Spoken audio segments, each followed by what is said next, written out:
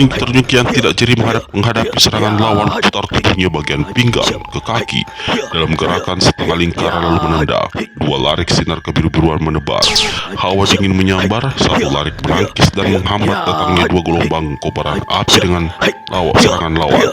Satu lagi menyusup ke bawah lalu menderu ke atas. Permukaan tanah menyambar ke arah Lamanyala. Asap mengepul ke udara, begitu larikan sinar kebiruan saling bentrok dengan dua gelombang api. Lamanyala terkejut sekali ketika melihat bagaimana serangannya terdorong hebat lalu pecah ke kiri dan ke kanan akibat bentrokan dengan kekuatan lawan. Di saat itu pula larikan sinar biru kedua menyambar ke arah kakinya. Kakek berbadan gerpak bokong ini tersentak kaget. Sambil berteriak keras, dia melompat ke atas lalu meniup dengan kekuatan tenaga dalam perut. 4 larik kobaran api laksana gurita menyerbu hantu langit terjungkir. Orang tua yang diserang tetap berlaku tenang. Kalau tadi dia menggunakan kekuatan kaki, maka kini dia berguna hadapi serangan lawan dengan menjetikkan 5 jari tangan kanannya serta merta melesatlah 5 larik sinar biru memapasi 4 sinar api serangan lawan. Kejutlah menyala bukan alam kepala. Masih setengah jalan, dia sudah merasakan getaran dahsyat serangan hantu langit terjungkir. Sambil berseru keras dan cepat-cepat melesat ke udara. Belum apa-apa kau sudah memperlihatkan ketakutan menghadapiku, Lamanyala. Jangan kira kau bisa lari dari tanganku. Sekali ini aku tidak akan memberi ampun lagi padamu. Baru saja hantu langit terjungkir berkata begitu, tiba-tiba dari samping kanan mencuat satu sinar hijau. Satu cahaya berplanit topak rasanya menderu ke arah hantu langit terjungkir. Kerabatku Lamanyala, jangan takutkan makhluk pencuri jimat itu. Aku datang membantumu. Kita berdua usahakan tidak bisa menyingkirkan muka negeri ini. Hantu langit terjungkir karuan saja jadi tercekat besar dan berteriak keras. Serangan 5 larik sinar birunya dipaksa ditarik lalu cepat-cepat mencari selamat. Kurang ajar, makhluk keparat itu datang lagi. Merutuk hantu langit terjungkir ketika melihat siapa sebenarnya yang menyerangnya. Bukan lain hantu lumpur hijau. Seperti dituturkan sebelumnya, makhluk ini telah melarikan diri karena takut menghadapi hantu kaki batu yang muncul membantu hantu langit terjungkir. Kerabatku, hantu lumpur hijau, terima kasih kau mau menolongku. Kita berdua pasti bisa membereskan makhluk tak berguna ini. Tapi ketahuilah, kematian terlalu enak baginya. Aku ingin membunuhnya secara perlahan-lahan, biar dia tersiksa dulu seumur-umur. Kalau begitu katamu, wahai Lamanyala, aku mengikut saja. Mari kita berebut pahala menggebuk manusia tidak tahu dari ini.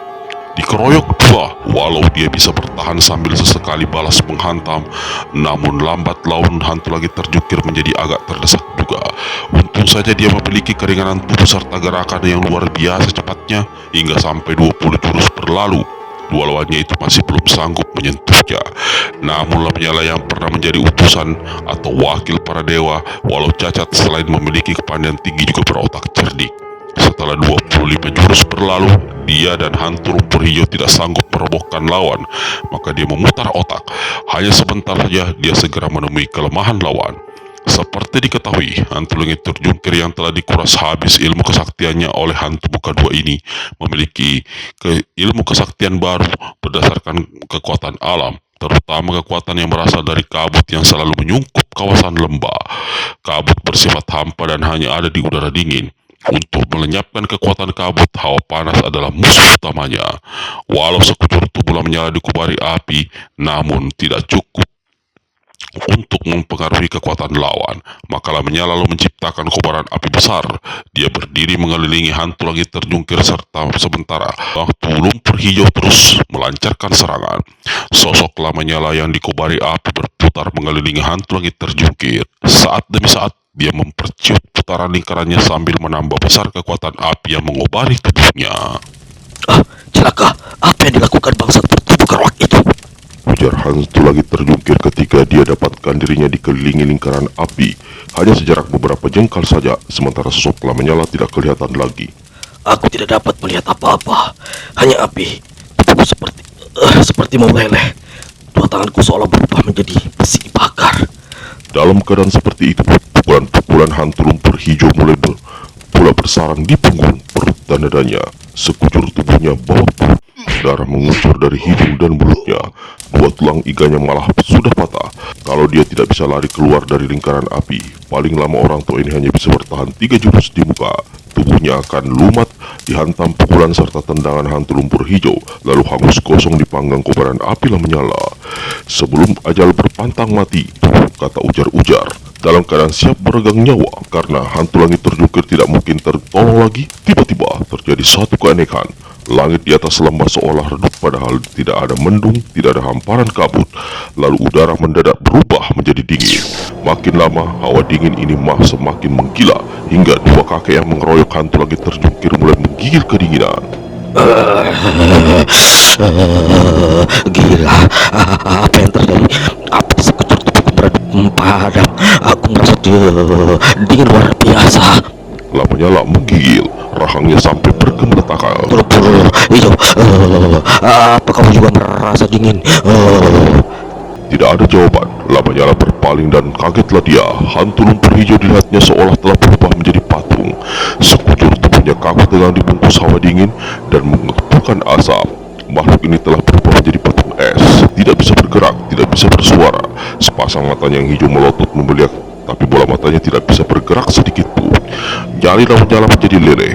Bukan saja dia merasa kejut melihat apa yang terjadi dengan hantu berhijau, tapi juga ketika menyaksikan kobaran api di tubuhnya telah mati semua.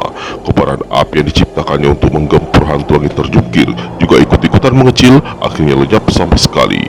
Lalu hawa dingin seperti menggempur sekujur tubuhnya, mulai dari ubun-ubun sampai telapak kaki, mulai dari permukaan jangat sampai ke tulang sumsum. Celaka, aku tidak bisa menggerakkan dua tanganku. Lamanya keluarkan seruan tertahan. Kakiku juga kaku. Dia kerahkan seluruh tenaga dalam yang dimilikinya. Hawa panas yang mengalir dari pusarnya tapi segera sirna. Malah rasa dingin yang menyungkup tubuhnya jadi berlipat ganda. Kini bukan hanya asap yang mengepul dari badan makhluk itu, tapi dari pinggiran mata, dari liang hidung, telinga dan mulutnya mulai membersih darah kental. Gitu darah ini membeku, mulai menyala menjerit setinggi langit. Tapi tenggorokannya seperti sumpah. Suara lenyap seolah direnggut setan. Lalu seperti hantu lumpur hijau, makhluk ini tak bisa lagi bergerak ataupun bersuara. Dia telah berubah menjadi patung es. Walau hantu langit terjungkir berada sangat dekat dengan hantu lumpur hijau dan menyala yang saat itu telah berubah menjadi patung-patung kaku dingin dan mengepulkan asap, namun kakek satu ini sama sekali tidak mengalami hal yang seperti yang dialami kedua orang itu. Ini satu pertanda apapun yang terjadi, hantu langit terjungkir tidak ikut menjadi sasaran untuk dijadikan patung es. Terheran-heran hantu langit terjungkir memandang berkeliling. Pandangannya membentur sosok seorang pemuda berpakaian serba putih, berambut gondrong. Pemuda tak dikenalnya ini berdiri di sekitar 12 langkah di sebelah sana sambil angkat sepasang tangan dengan telapak diarahkan ke depan. Perlahan pemuda ini kemudian menurunkan dua tangannya itu lalu dirangkapkan di atas dada.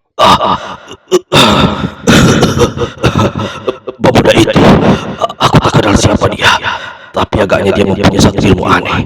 Dia barusan menolongku dengan ilmunya itu. Wahai, aku harus menemuinya. Hantu langit terjungkir membatin sambil melirik pada dua musuhnya yang masih tak bisa bergerak, tak bisa bersuara dan tubuh mereka terus-menerus mengepulkan asap dingin. Dan Tiba-tiba si Gondrong membentak. apa yang salah? Mengapa aku ikut-ikutan kedinginan dan mau kencing? Si Gondrong ini segera salurkan hawa panas ke dalam aliran darahnya, tapi rasa dingin kencing memang tak dapat ditahannya lagi. Begitu tangannya digerakkan, langsung saja dia menggaruk kepala, lalu lari ke balik semak belukar. Di sini, dia segera donorkan celana putihnya. Belum sempat dia membuang air seninya, tiba-tiba dari balik semak belukar terdengar orang memaki dan menjauhkan diri sebelum diguyur air kencing. Anak setan, kau kira aku ini patung kayu apa? Enak saja mau dikencingin. Si Gondrong terkejut dan memandang ke depan. Setan ngompol, kau mau tanya, mengapa kau sembunyi di situ? Pasti tadi kau mengganggu mantra aji kesaktian angin es yang aku keluarkan. Wiro, aku jengkel padamu, Kata kakek bermata jereng berkuping lebar dan sebentar-sebentar ngompol itu. Sudah sejak lama aku tidak ngompol-ngompol, datang ke sini mencarimu. Tahu-tahu kau hajar dengan ilmu angin es yang membuat aku tak tahan langsung ngocor. Itu sebabnya tadi aku sengaja mengacau agar kau juga kebagian ngompolnya. tua bangka brengsek. Kalau kau tidak berniat nakal, ilmu angin es itu tidak akan mempengaruhimu. Pasti kau memang sudah punya niat jahil sebelumnya. Ah, pantas aku ikut-ikutan kedinginan dan tak bisa menahan kencing. Si Gondrong berpakaian putih yang bukan lain pendekar 212 Wiro Sableng adanya memaki. Sekali-sekali kau rasakan bagaimana enaknya ngumpul di celana. Satu suara ikut menimbrung, suara anak-anak. Wiro putar tubuhnya. Naga kuning, sialan. Ayo buka mulutmu, lebar-lebar. Bicara lagi, biar aku guyur dengan air kencing. Kalau mau mengencingi, jangan aku, dia saja, kata naga kuning.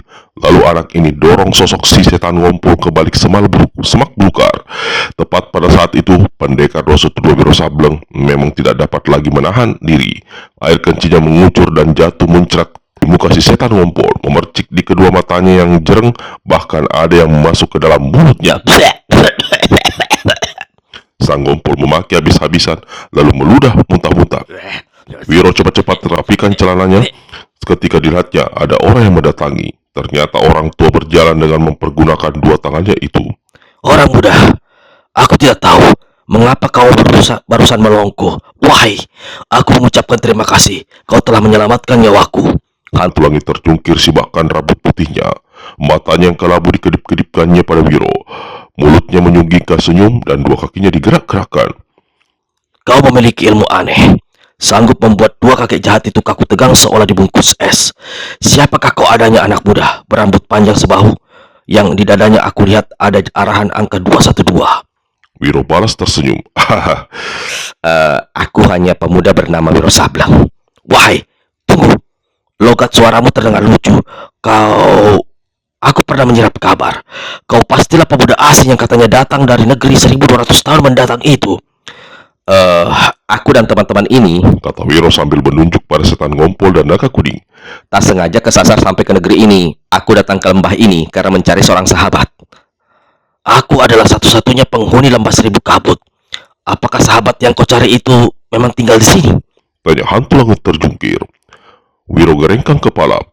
Sahabatku itu datang ke sini karena dia harus menyampaikan satu amanat untuk seorang bernama hantu langit terjungkir. Jika melihat keadaan dirimu, bukankah kau kakek gagah yang mempunyai julukan hebat itu?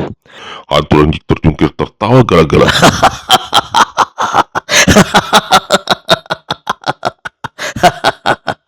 Sudah lama aku tak pernah tertawa, katanya. Bicara denganmu enak juga. Kau pandai memuji, tapi hatimu polos, anak muda. Ucapanmu tadi membuat darahku berdebar. Siapakah sahabat yang sedang kau cari itu? Apakah dia berpunya nama? Namanya Lakasipo, berjuluk hantu kaki batu. Wajah si orang tua tampak berubah kaget. Kau mencari tempat yang betul. Tapi sayangnya Lakasipo telah lebih dahulu meninggalkan tempat ini. Wahai, justru saat ini timbul satu permintaanku padamu. Jika kau bertemu dengan Lakasipo, katakan agar dia segera datang ke tempat ini. Dia tidak perlu mengurusi mencari sendok pemasuk nasib itu. Aku ingin sekali bicara dengan dia. Sangat penting, menyangkut rahasia dirinya dan diriku. Hantu lagi terjungkir. Aku merasa heran mendengar ucapanmu. Setauku, sahabatku Lakasipo datang ke sini untuk menyerahkan sendok pemasuk nasib padamu, sesuai dengan yang diamanatkan seorang kakek sakti bernama Lawungu. Sekarang, mengapakah kau mengatakan bahwa dia tidak perlu mencari sendok sakti itu? Aku harus menceritakan sesuatu padamu, wahai anak muda. Ketika Lakasipo hendak menyerahkan sendok itu padaku, ada seorang berpakaian tinggi merampas lalu melarikannya. Orang tua itu lalu menuturkan peristiwa lenyapnya sendok emas itu, lalu menghela nafas berulang kali. Aku kecewa sekali, benar-benar kecewa. Tapi apa mau dikata, wahai, mungkin nasibku memang harus sengsara seumur-umur. Tapi ada satu kejadian yang membuatku penuh harapan hidup kembali. Aku mempunyai firasat akan bertemu dengan anak-anakku kembali, paling tidak dengan salah seorang dari mereka. Kek, rupanya kau punya riwayat hidup yang luar biasa. Kau punya berapa orang anak dan apakah selama ini tidak pernah bertemu dengan mereka? Ditanya begitu, sepasang mata hantu langit terjungkir jadi berkaca-kaca. Aku punya 4 orang anak dari seorang istri bernama Luping Hitam. Tapi aku tidak tahu di mana mereka berada sekarang. Aku tak bisa menuturkan riwayatku padamu. Jika kau dapat mencari Lakasipo dan menyuruhnya datang ke sini, itu sangat menolong bagiku. Aku berpengharapan besar bahwa Lakasipo yang berjuluk hantu kaki batu itu adalah... Hantu lagi terjungkir tidak mampu meneruskan penuturannya. Mungkin juga tidak mau bercerita terlalu banyak dengan orang-orang yang baru dikenalnya. Melihat hal ini, Wiro lalu merubah pembicaraan. Kek, apakah benar kau tak bisa berdiri di atas kedua kakimu hingga sepasang tangan dengan terpaksa kau jadikan kaki? Makhluk bernama Lama Nyala itu telah menjatuhkan kutuk atas diriku. Para dewa menerima kutuknya karena aku telah mencuri dan menelan satu benda sakti yang disebut jimat hati dewa. Akibat kutukannya itu, aku jadi begini. Murid Sinto Gandang garuk-garuk kepalanya, memandang pada si setan ngompol dan naga kuning. Kek, boleh aku mencoba menurunkan sepasang kakimu ke bawah lalu menaikkan kepalamu ke atas? Kurasa kau bisa berjalan seperti wajarnya semua orang. Hantu lagi terjungkir tersenyum pahit.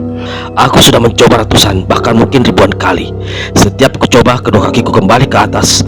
Kalau kau mau membuktikan sendiri, silakan saja, Kata hantu lagi terjungkir pula. Wiro lalu pegang bahu orang tua itu. Naga kuning dan si setan ngompol pegang kedua kaki si kakek, lalu menariknya ke bawah. Perlahan-lahan, sosok hantu lagi terjungkir berputar demikian rupa hingga kedua kakinya turun ke bawah, menyentuh tanah, sementara kepalanya naik ke atas sebagaimana sewajarnya manusia. Tubuhmu ternyata seringan kapas, kek. Kata Wiro terheran-heran. Nah, begini cara berdiri yang benar. Wah, kau ternyata masih gagah, kek. Kata Wiro. Hantu lagi terjungkir tertawa lalu berkata, Anak muda, aku lihat sendiri, kau telah berhasil mengembalikan tubuhku kepala ke atas, kaki menginjak tanah. Sekarang coba kau lepaskan tangan-tangan kalian dari bahu dan kakiku. Wiro ikuti ucapan hantu lagi terjungkir. Begitu Wiro lepaskan tangan dari bahu orang tua itu, dan naga kuning serta si setan ngompol lepaskan kedua pegangan mereka pada sepasang kaki si kakek, sosok hantu lagi terjungkir secara aneh mumpul ke atas lalu perlahan-lahan kepalanya berputar ke samping, turun terus ke bawah. Dengan sendirinya kedua kakinya naik ke atas. Sebelum kepalanya menyentuh tanah, orang tua itu cepat ulurkan tangan ke bawah untuk menopang tubuhnya. Wiro memperhatikan apa yang terjadi dengan perasaan aneh dan garuk-garuk kepala. Naga kuning mencolek tangan si setan ngompol Lalu berkata, ada keanehan pada orang tua satu ini. Kurasa jangan-jangan kanton munyannya besar seperti bola dan ada hawa di dalamnya. Mungkin itu yang membuat tubuhnya sebelah bawah selalu naik ke atas karena lebih ringan dari udara. Si setan ngompol menekap hidung mulutnya menahan ketawa. Mendengar ucapan naga kuning itu ditekap di atas di bawah lolos. Ser! Kakek itu kembali pada penyakit lamanya. Kencing tumpah tak bisa ditahan. Hantu langit terjungkir, kami akan meneruskan perjalanan. Mudah-mudahan kami bisa menemui lokasi pos secepatnya dan menyuruhnya ke sini. Wiro memberitahu. Hantu langit terjungkir anggukan kepala lalu pegang betis Wiro dan berkata, Kau telah menyelamatkan diriku. Di negerimu aku dengar ada ujar-ujar seperti ini. Ada ubi, ada talas, ada budi, ada balas. Kelak satu ketika aku akan mencarimu, membalas budi baikmu. Kau baik hati, tapi aku menolong tidak mengharapkan pamrih. Kek, aku mau tanya, apa yang hendak kau lakukan pada dua manusia jahat itu? Naga kuning tiba-tiba ajukan pertanyaan sambil menunjuk pada hantu lumpur hijau dan Lama Nyala. Berapa lama dia akan menjadi patung es seperti itu? Balik bertanya, hantu lagi terjungkir pada pendekar 112. Jika mereka tetap berada di udara terbuka tapi terkena cahaya matahari, mereka baru bisa bebas sekitar 7 hari. Jika tidak terkena matahari, bisa-bisa 20 hari. Tapi jika mereka berada dalam air, bisa-bisa 40 hari. Naga kuning menyambung kata-kata Wiro itu. Waktu ke sini, kami melihat ada satu comberan busuk. Dalamnya sekitar seleher. Di dalamnya ada macam-macam kotoran, ular air, kodok, dan lintah. Mengapa tidak dijebloskan saja dua kakek jahat itu ke sana? Hantu lagi terjungkir menyeringai segeli. Ada baiknya aku mengikuti usulmu. Itu wahai sahabat kecil yang nakal. Di sebelah sana, hantu langit hijau dan Lama Nyala. Walau berada dalam keadaan tak bisa bergerak, tak mampu bersuara, dan dilamun hawa dingin luar biasa, tapi keduanya masih bisa mendengar apa yang diucapkan naga kuning tadi. Karuan saja keduanya menyumpah habis-habisan. Ketika mereka sampai di tepi lembah sebelah timur, naga kuning berkata, Wiro, sebenarnya kami mencarimu karena ada satu benda ajaib kami temui dalam sebuah gua di kawasan sebelah selatan. Jika kita mencari Lakasipo lebih dahulu, mungkin benda itu sudah diboyong orang. Benda ajaib? Benda ajaib apa maksud naga kuning? tanya pendekar 212. Sebuah patung batu perempuan cantik. Patung itu bisa tersenyum, pandai mengedipkan mata, tapi juga bisa menangis. Ah, jangan kau bergurau. Mana ada patung seperti yang kau katakan itu? Anak ini tidak dusta. Aku sendiri ikut berada dalam gua itu. Berkata si setan ngompol. Aku sampai terkecil-kecil melihat keanehan itu. Kalau saja patung itu makhluk hidup, mungkin aku sudah jatuh hati dan tidak akan meninggalkannya. Ah, kalau begitu, Kata Wiro sambil menghentikan langkah dan garuk kepala. mungkin ada baiknya kita segera menuju ke gua itu. Seperti diceritakan dalam episode sebelumnya, rahasia patung menangis ada di channel ini. Patung cantik Luhmintari yang hendak diboyong oleh para peri ke negeri atas langit berhasil diselamatkan oleh peri angsa putih. Patung ini kemudian disembunyikan dalam sebuah gua di satu tempat terpencil. Secara tidak sengaja, naga kuning dan sisa ngompol terpesat ke tempat itu, masuk ke dalam gua dan menemukan patung Luhmintari. Kedua orang ini bukan saja heran bisa menemukan patung begitu bagus, halus, dan cantik di dalam gua, namun juga merasa aneh karena melihat dari kedua mata patung sesekali meluncur jatuh tetesan-tetesan air. Ketika disentuh, ternyata tetesan-tetesan air itu terasa hangat seperti air mata betulan. Aku melihat dia seperti tersenyum. Bisik setan ngompol dengan suara gemetar. Aku khawatir ini satu tempat angker. Kalau aku ngompol dan kencingku sampai jatuh di tempat ini, bisa-bisa ada yang bakal mengupuk diriku. Aku keluar dulu. Sebenarnya, si kakek sudah merasa takut dan dingin tengkurnya. Itu sebabnya dia buru-buru keluar. Ditinggal sendirian, naga kuning jadi kecut pula. Rasa takutnya tak dapat ditahan lagi. Ketika dilihatnya, mata kiri patung itu seperti mengedip. Anak ini langsung menghambur lari keluar gua. Kita harus mencari Vino, memberitahu adanya patung itu. Jangan-jangan patung itu satu patung keramat. Jangan-jangan ada kesaktian tersembunyi di dalamnya. Si kakek setuju maksud naga kuning. Kedua orang itu segera tinggalkan tempat tersebut dan pergi mencari pendekar 1-2 yang kemudian mereka temukan di lembah Seribu Kabut. Dari lembah Seribu Kabut, ketiga orang itu langsung menuju ke kawasan di mana gua berisi patung itu terletak. Setelah melewati sebuah bukit yang penuh ditumbuhi bunga-bunga yang tengah mekar, akhirnya mereka sampai ke tempat tujuan. Di dalam gua, lama murid Sento Gendong tegak terkagum-kagum memperhatikan patung perempuan cantik dengan rambut tergurai lepas itu. Belum pernah aku melihat patung sebagus ini. Halus sekali. Para pemahat di tanah Jawa kurasa tidak sanggup membuat yang seapik ini. Wiro geleng-gelengkan kepala. Dia memperhatikan wajah patung itu lalu berkata pada dua temannya. Kalian bilang patung ini bisa menangis, menitikan air mata, bisa menggedipkan mata. Saat ini kulihat biasa-biasa saja. Kecantikan dan kehalusan buatannya memang mengagumkan sekali. Kalau tidak berpenyakit suka ngompol, rasanya mau aku tinggal di dalam gua ini. Kata si setan ngompol sambil tekap bagian bawah perutnya dengan tangan kiri, tapi ternyata tangan kanannya enak saja mengusap-usap perut patung. Wiro melangkah seputar patung. Ketika dia sampai di sebelah depan patung, kembali pendekar kita mendadak tersulut 2 langkah. Dia melihat bibir patung seperti bergerak membentuk senyum. Kau tak percaya? Apa kataku? Bisik naga kuning. Pendekar 212 ulurkan tangan hendak mengusap bibir patung. Tiba-tiba di mulut gua terdengar suara aneh. Hei, suara apa itu? Mata jerang si setan ngompol berputar. Tangannya langsung turun mendekap ke bawah. Suara aneh panjang itu kembali terdengar. Datangnya memang di luar gua. Ada bayangan di dinding gua. Ada orang di luar sana. Bisik naga kuning. Jangan-jangan pemilik gua, pemilik patung ini, lekas sembunyi di balik lekukan gua di ujung sana. Kata Wiro. Ketiga orang itu langsung menyingkir ke ujung gua di mana ada sebuah lekukan batu. Mereka mendekam di lekukan ini dari sebelah depan, tidak terlihat sebaliknya. Dari tempat mereka berada, ketiganya sempat melihat sebagian gua sebelah depan dan seluruh sosok belakang patung. Bayangan di dinding gua kembali bergerak, lalu ser, seperti angin berhembus. Satu sosok berpakaian kuning melangkah seolah melayang di dalam gua. Ada orang masuk. Kau dengar suara itu? Seperti suara orang kentut. Berucap Wiro. Kalau memang kentut, mengapa panjang amat? Juga mengapa sering sekali? Dari tadi sudah 3 kali ku dengar. Kata naga kuning. Setan ngompol mendekam punggungnya ke dinding gua. Pejamkan mata, tak berani bergerak, tak berani bersuara. Dua tangannya sudah mendekap bagian bawah perut menahan ngompol.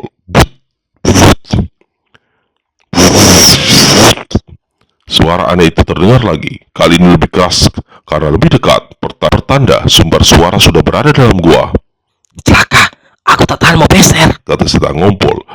Jangan ngawur. Jangan ngawur, harus kau tahan. Siapa tahu tempat ini suci, tak boleh dikotori. Salah-salah, kita bisa kesambet semua. Kesambet atau kemasukan roh halus, Jangan bicara menakut-nakutiku. Nanti aku keji beneran.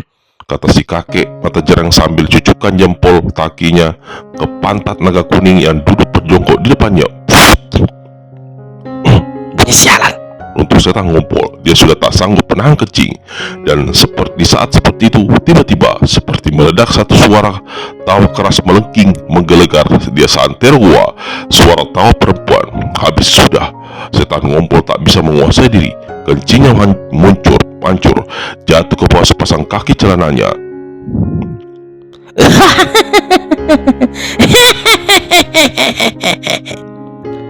Hai, apa ini? Ujar naga kuning ketika merasa punggung pakaiannya sebelah bawah basah oleh cairan hangat. Dia menoleh ke belakang. Sialan, kek, kau mengintip punggungku. Jangan berisik, tahan ucapan kalian. Lihat, ada orang aneh berdiri di depan patung. Bisik Wiro. Naga kuning dan setan ngompol segera ulurkan kepala memandang ke arah depan. Memang benar, saat itu di depan patung cantik Lumintari tegak seorang nenek-nenek yang keadaan dirinya serba kuning, berrambut, muka sampai ke pakaian. Di atas kepalanya pada rambut yang disanggul di sebelah atas tapi dirapikan di sebelah kudu menancap 3 buah sunting berhias batu permata berwarna kuning. 3 sunting ini selalu bergoyang kian kemari. Selain berhiaskan 3 buah sunting di kepalanya, si nenek juga memakai giwang-giwang bulat berbentuk rantai, lalu di lehernya bergelantungan banyak sekali kalung. Semuanya juga berwarna kuning. Naga kuning coret pinggul pendekar setelah lalu berbisik. Lihat kalung-kalung nenek itu. Salah satu di antaranya, bukankah itu sendok sakti yang terbuat dari emas? Wiro besarkan matanya dan perhatikan rangkaian kalung yang tergantung di leher si nenek. Astaga, kau benar naga kuning. Salah satu yang dijadikan kalung oleh si nenek adalah sendok pemasuk nasib. Jadi dia rupanya merampas dan melarikan sendok sakti itu ketika Lakap Sipu hendak menyerahkannya pada hantu langit terjungkir. Kita harus hati-hati. Jangan-jangan dia bangsa nenek-nenek jahat. Kata si Tangompol yang mulai kecut. Jahat dan sinting. Menyambungi naga kuning. Nenek seperti ini biasanya suka mengerahin kakek sepertimu. Sialan kau. Maki si setan ngompol. Tiba-tiba nenek muka kuning itu songgengkan pantatnya, lalu ada suara keluar dari bagian tubuhnya sebelah bawah, belakang disertai sambaran angin. Gila, nenek sialan itu rupanya yang kentut sejak tadi. Kata naga kuning. Kentutnya keras amat. Lantai gua ini seolah terasa bergetar. Untung tidak mengandung batu yang membuat hidung tanggal. Aku pengen kencing. Kata si setan ngompol. Kencing saja. Biasanya tidak pakai bilang segala. Tugas naga kuning jengkel. Si nenek muka kuning kembali tertawa melengking. Lalu dia melangkah di hadapan patung, memandang dan berdecak terkagum-kagum sambil geleng-geleng kepala. Beberapa kali dia melangkah berkeliling sambil sesekali mengusap tubuh patung. Selama melangkah mengelilingi patung itu, kentutnya terpancar berulang kali. Bertalu-talu. Setelah tertawa sekali lagi, nenek ini jatuhkan diri di depan patung sambil usap-usap kaki patung. Dia berkata, diselingi suara terkadang seperti seorang meratap, terkadang seperti orang tertawa. Wahai patung cantik jelita di dalam gua, pertemuan ini sungguh tidak disangka, tidak diduga, tidak dikira, tidak dinyana. Agaknya kaulah patung sakti yang akan dapat menolong penyakit diriku. Si nenek diam sebentar lalu kembali dia kentut. Habis kentut dia sambung ucapannya tadi. Puluhan tahun aku mencari orang pandai, puluhan tahun aku mencari obat. Namun wahai, penyakitku tak kunjung sembuh. Tadi tidak tahu mendadak angin, tidak aku menyantap udara, tapi mengapa kentutku panjang bertalu-talu. Sehari 200 kali kentut. Berapa seminggu, berapa sebulan, berapa setahun. Silakan hitung sendiri. Si nenek muka kuning bangkit berlutut lalu peluk patung itu. Wahai patung batu berwajah cantik jelita, Mengapa kau diam saja? Tidakkah kau pandai bersuara? Wahai patung batu cantik jelita, tolong diriku, sembuhkan penyakitku. Jawablah wahai patung, jawablah. Tersesungguhkan. Lalu kentut panjang dan tertawa cekikikan.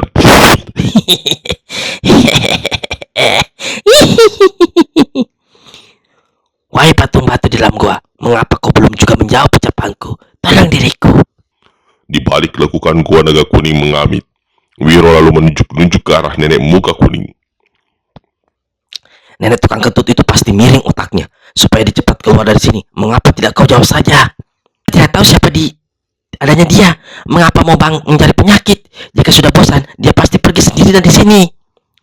Kalau dia bosan, kalau 7 hari 7 malam dia nongkrong terus di sini, celaka kita semua. Aduh, aku kecing lagi. Setan ngompol bersandar ke dinding gua, celananya kembali basah kuyup. Naga kuning buru-buru menjauh. Wiro garu-garu kepala. Ucapan naga kuning ada betulnya, pikirnya. Dia usap-usap tenggorokannya. Rupa suaramu seperti suara perempuan, Bisik naga kuning. Patung cantik jelita. Si nenek kembali berucap dan kembali kentut panjang. Wahai patung batu cantik jelita, aku mohon jawab permintaanku. Tolong diriku, sembuhkan penyakitku. Tiba-tiba di dalam gua muncul satu suara menyahwiti ucapan-ucapan si nenek. Suara perempuan agak tersendat-sendat. Wahai perempuan tua bermuka kuning, siapa dirimu hingga berani menginjakkan kaki mengotori gua suci ini? Si nenek tersentak kaget hingga bangkit berdiri. Sesaat dia pandangi patung batu itu dengan wajah berubah. Lalu dia meraung panjang menangis keras. Habis menangis dia tertawa-tawa gembira terpingkal-pingkal sambil berjingkrak-jingkrak.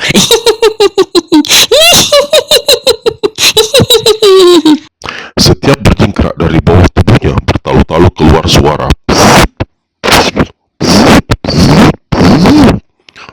Patung baik, ternyata kau bisa bicara. Jika kau bisa bicara, pasti kau patung sakti keramat. Berarti pasti bisa mengobati penyakitku. Nenek muka kuning, waktuku tidak banyak. Siapa kau adanya dan apa penyakit yang kau idap? Di dalam gua kembali ada suara perempuan. Wahai patung cantik jelita, siapa namaku sebenarnya aku tidak tahu. Tapi orang-orang memberi aku nama Lu Kentut. Mereka juga menggelariku nenek selaksa kentut. Soal penyakitku, masakan kau tidak tahu? Wow. Kau sudah dengar sendiri. Kau sudah saksikan sendiri. Setiap saat tubuhku mengeluarkan angin yang bisa suaranya buut. Bukankah itu namanya kentut? Aku ingin dengan kesaktianmu kau bisa mengobatiku, wahai patung cantik jelita. Sudah berapa lama kau menderita penyakit kentut-kentut ini, wahai nenek muka kuning? Aku tidak ingat. Mungkin 20 tahun, mungkin 50 tahun. Bisa juga lebih. Aku sudah bosan mendengar kentutku sendiri. Apa ada bagian tubuhmu yang lecet akibat kentut-kentut itu? Caplak.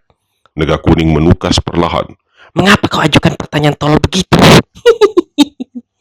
Aku tidak pernah memeriksa, wahai patung cantik jelita.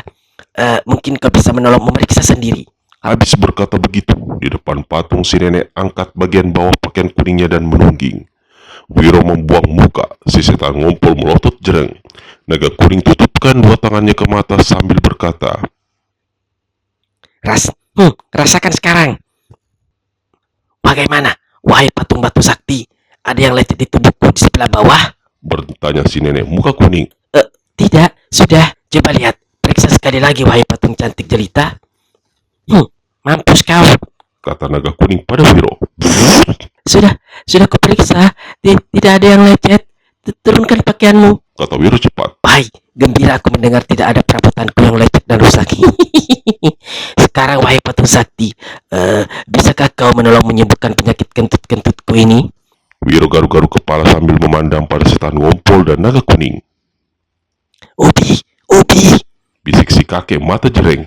Wiro kernyitkan kening. nenek muka kuning bernama Lu Kentut, bergerak nenek selaksa kentut. Apa perlu tahu asal muasal penyakitmu? Coba kau ingat-ingat. Apakah kau pernah salah makan? Wahai, mana aku ingat. Apa dulu kau pernah makan ubi sampai berkeranjang-keranjang? Kau kau tahu asal muasal sebab penyakitku, berarti kau bisa mengobati diriku. Dulu waktu hidupku merat-marit tak karuan, aku memang banyak makan ubi. Ubi hitam yang hitam-hitam itu. Apa obatnya wahai patung sakti? Aku ingin cepat sembuh. Oh beruntung wahai lu kentut. Penyakit kentutmu tidak disertai bau. Kalau ada baunya akan sulit sekali disembuhkan. Ah, wahai patungku, patung penolongku. Si nenek jatuhkan diri menciumi kaki patung sambil terkentut-kentut. Apa yang harus kulakukan? Apa ada obat yang mujarab? Apa sebelumnya kau pernah minta pertolongan hantu raja obat? Hantu keparat itu memang pernah.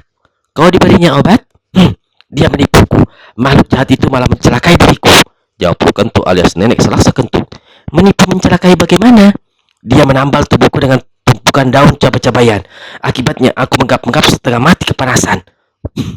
Wiro, Naga Kuning dan si Setang Ngompol sama-sama menekap perut Menahan ketawa. Patung cantik, patung jelita, mengapa kau diam saja? Kau belum mengatakan apa obat buatku. Apa yang harus aku lakukan? Wahai, apa kau tahu kibul ayam? Ayam aku tahu, tapi kibul aku tidak tahu. Jawab si nenek muka kuning. Anus ayam kau tahu? Si nenek menggeleng. Anus, aku juga tidak tahu. Kau tidak tahu kibul? Tidak tahu anus? Tidak, aku tidak tahu wahai patung cantik jelita. Wiro garuk-garuk kepala. Dubur, Bisik si Setang Ngompol. kalau dubur kau tahu? Wahai, kalau dubur aku tahu betul. Jawab si nenek lalu dia kembali kentut. Nenek gaplek, padahal dubur dan anus sama saja. Memaki Naga Kuning. Lu kentut, dengar baik-baik. Untuk menyembuhkan penyakitmu, kau harus mencari dan makan dubur ayam sebanyak 77 buah. Ambil bagian yang ada lancip-lancipnya.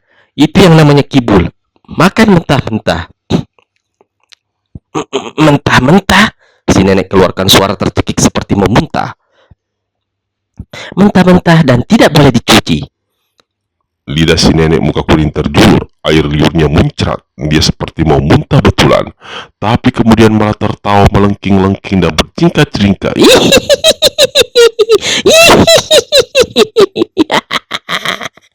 Aku sudah sembuh, Teriaknya. Nenek selaksa kentut. Aku menolong tidak pernah minta imbalan, tapi sekali ini aku terpaksa melanggar pantangan. Jika kau merasa sudah sembuh, bolehkah aku minta sesuatu darimu? Katakan saja, asal kau tidak minta duburku. Jika kau tidak keberatan, aku ingin kau memberikan kalung berbentuk sendok itu. Si nenek tundukkan kepala. Dia mengacak-ngacak kalung yang banyak bergelantungan di lehernya, lalu tertawa panjang. Matamu awas juga wahai patung cantik jelita. Benda ini tidak ada artinya bagiku. Kau meminta pasti aku berikan, tapi tidak sekarang. Kapan? Kalau aku sudah makan 77 kibul alias anus alias dubur ayam itu. Celaka, bagaimana aku bisa menolong hantu langit tercukir? Kata Wiro dalam hati sambil garuk-garuk kepala. Kau yang salah. Mengapa sampai kau minta dia makan 77 kibul ayam? Coba kalau cuma 7 saja, pasti bisa lebih cepat mendapatkan sendok emas itu. Kata Naga Kuning. Sekonyong-konyong, tubuh nenek muka kuning menumbuh ke atas ketika dia menikuk tahu-tahu sudah berada di hadapan Wiro dan kawan-kawannya. Pendekar setelah tergagap, Naga Kuning keluarkan seruan kejut tertahan sedang si Setang Ngompol keluar langsung mencur kencingnya. Si nenek tertawa cekikikan. Dia menunjuk pada Wiro saya berkata, 1, lalu dia menunjuk pada Naga Kuning. 2, Sekali lagi dia menunjuk. Kali terakhir ini pada si Setang Ngompol. Bahkan bukan cuma menunjuk, tapi sekaligus menoleh puncak hidung yang si kakek hingga dalam takutnya kencing si kakek tumpah laksana pancuran. kalian bertiga ketahuan. Wahai, ternyata kalian lelaki semua. Yang mana di antara kalian tadi meniru suara perempuan? Sepasang mata kuning si nenek memandang menyambar wajah-wajah di depannya. Aku, kata Wiro mengakui. Dia menduga perempuan tua muka kuning itu akan marah besar atau menyerangnya. Si nenek pandangi wajah sang pendekar sejenak lalu tertawa gelak-gelak.